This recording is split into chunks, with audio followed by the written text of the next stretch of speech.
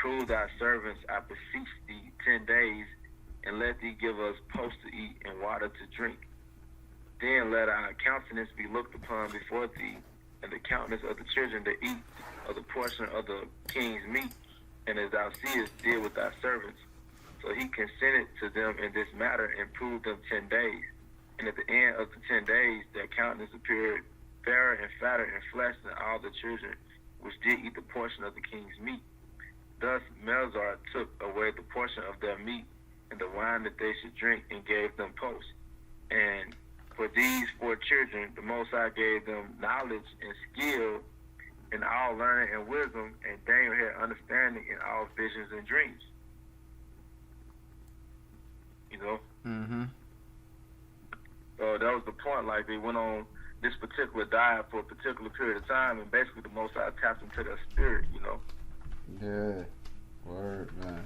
That's the key. That's why like Esau knows exactly what the hell he's doing, man. Putting the fluoride in the water, all these GMO foods, all that, because Esau know, man, if we get on that higher level, that higher frequency, man, they know it's a wrap for them. That's what they fear so much, man. But they can't stop it no matter what they try to do, man.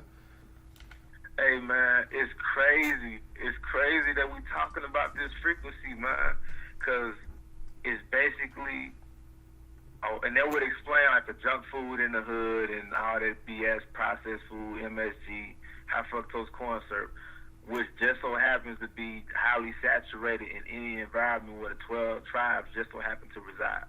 Whether it's the Negroes in the hood, the Native Americans on the reservations, or the so-called Latinos. That's the highest concentration of garbage is in their hoods. And why? Like you said, they blocking off our receptors from the Yahweh Semi Hawasai. Exactly. Calcifying our pineal gland. So we just feel like we're on a low vibration, like, man, cuz I'm hungry, bro. Shit, what you finna eat, man? I'm finna get some Cheetos, cuz, some pizza, bro. Like, now your vibration low and you just feel earthly. You don't feel in the spirit. Alkaline food puts you in the spirit.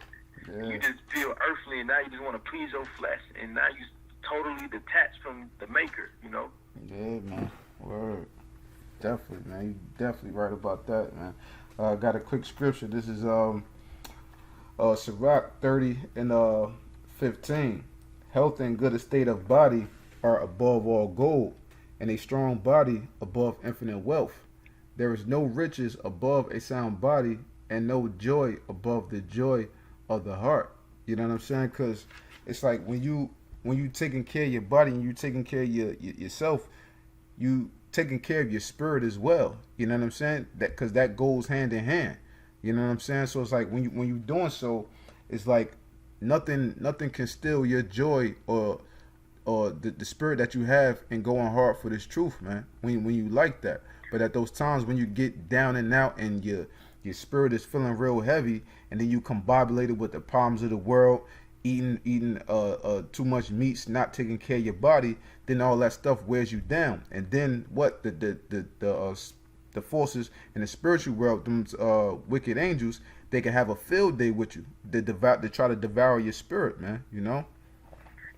Oh man, bro, check this out, and it's crazy because that's the superpower stuff. Like, that's the superhero stuff that Esau knows that we could possibly be on, man. Like you said, when you fill your body with this junk, like, as soon as you fill your body with excess meat, your anxiety comes. Once you get on an alkaline diet, the anxiety leaves.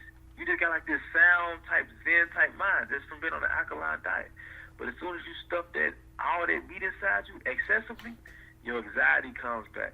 And then it just so happens cancer is directly related to what? Stress. And basically, like you said, when you put all the junk in your system, you detach from the spirit.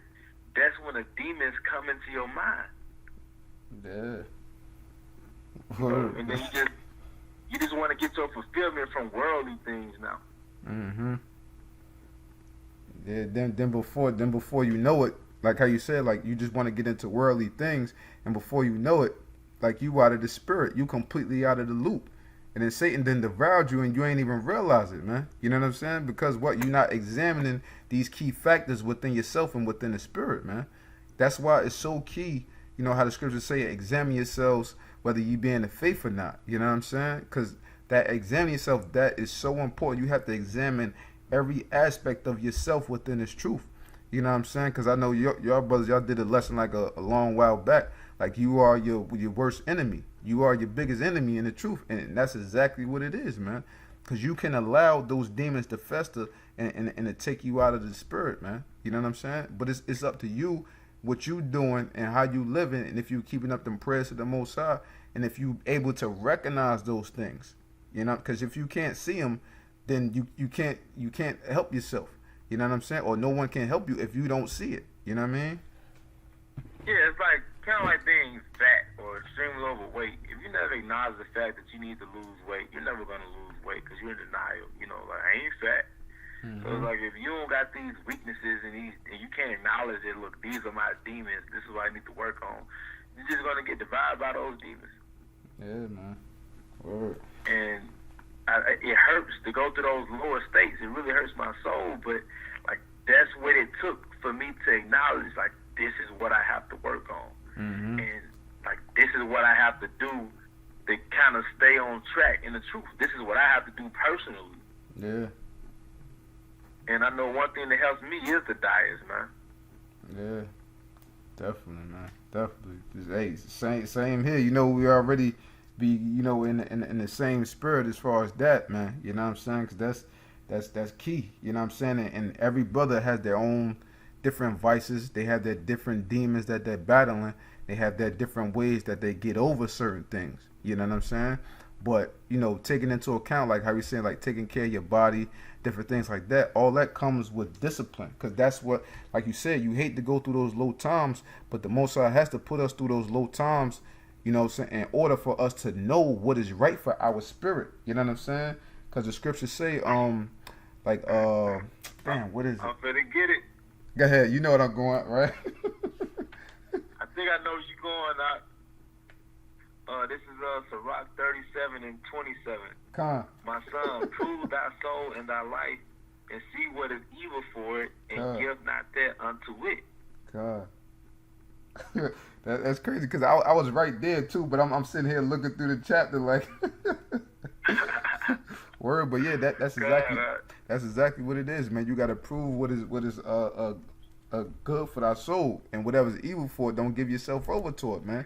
But the Most High has to test us on these different limits, and it's up to that individual brother. Like, you know, just repeating the point, if you recognize it or not. Then after you recognize it, what are you willing to do about it? You know what I'm saying? You gonna sit there and keep doing the same old thing, getting the same old results, or you gonna actually try to make change so that you can grow and get better in the spirit? You know what I mean? Man, and it's so crazy how our spirit and our body is synchronized. Like, whatever you put in your body affects the spirit that you're in. Mm-hmm. Like, I remember Kazak, he was like, sometimes me and Kazak, we'll run to the store before we go to camp, and he was like, the different things I eat alter the spirit that I'm in before I teach. And like a lot of the, like, it'll be like some type of plant-based food, or it'll be something that's natural, and it just put the brother in a certain spirit. And I remember, like, when I first came into the truth, I wake up in the spirit.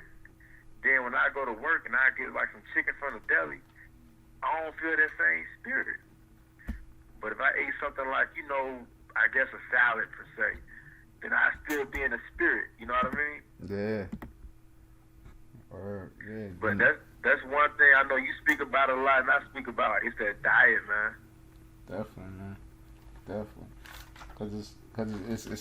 It's all like I said, it's all about that discipline, man. You know what I'm saying? Because like even, you know, getting on the monetary aspect of things, like, you know, every aspect of your life, you know, it's like you have to look at it. You have to have a spiritual outlook about it. You know what I'm saying? Even with the money, you know, that you get from your check, you know, from working. You know what I'm saying? You doing a little frivolous spending. You know what I'm saying? You try to stay on track with your little budget, but you wind up going off of impulses, getting sidetracked and blowing your money. Now you backed up even on the next check now, so on and so forth. But if you look at things from a spiritual aspect, you know, even on the monetary things, you being able to budget your money, that brings discipline. and that can help you within other areas within your life, and ultimately that can help you in the spirit to have discipline. You know what I'm saying? Hey man, and that's beautiful, man. That's something that I had to deal with because the most I gave it a blueprint. I got the blueprint for budgeting, but to stay persistent with that's a challenge. Yeah. And it's not just like I'm this big material guy, because I'm not. It's just that the different things that happen to you that try you. You know what I mean? Yeah, definitely. Because your money, like control of your money, is basically like ruling over your own spirit. Mm-hmm. You know, so like you said, that frivolous spending, that's likened to having no form of government within yourself. You know what I mean? Yeah. Or yeah, and the word government itself, what, mind control. You know what I'm saying? Cause that's what it's all about at the end of the day. You know what I'm saying? You having control over different certain situations. Now, at the end of the day, we know, the Most High controls our spirits and things of that nature. But the Most High has it to where, we make certain decisions within our lives that determines our outcomes. You know what I'm saying? That's why it's all about that discipline. I got a quick scripture. This is Wisdom of Solomon, chapter 6, verse I start at verse 15. To think therefore upon her is perfection of wisdom, and whoso watcheth for her shall quickly be without care. Because you know how to handle things through the spirit. So it's talking about wisdom.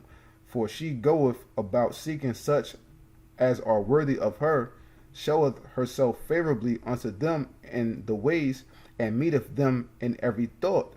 For the true beginning of her is the desire of discipline, and the care of discipline is love. So if you seeking discipline, that's ultimately you seeking wisdom. You know what I'm saying? Because it said what? And it's going to meet you within every thought. So within every aspect of your life, if you're searching for that discipline, you're searching for wisdom, it's going to cover you in all ways, because wisdom cover all things. Because when you think about it, what the wisdom, as it gets into on Wisdom of Solomon 7:24 and 25, wisdom is the breath of the Most High.